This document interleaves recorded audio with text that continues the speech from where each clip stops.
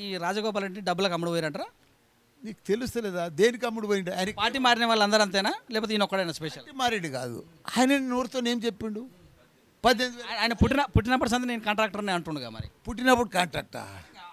అవునా? మొన్న నువ్వు నమ్ముతావా? అది నీకు తెలియదా? రాజగోపాల్ రాజకీయంలోకి కాంట్రాక్టర్ అయిన తర్వాతనే నేను రాజకీయాలు చెప్తున్నా.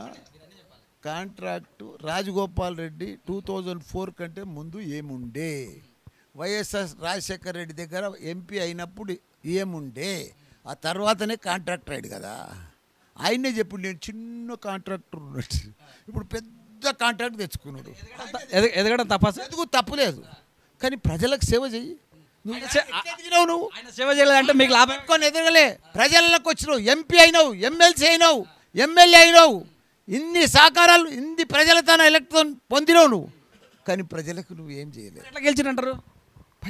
గెలిచిండు, మోసం చేసిండే, నమ్మిండ్రయ్యా, ద్రోహం చేసిండు ప్రజలకు.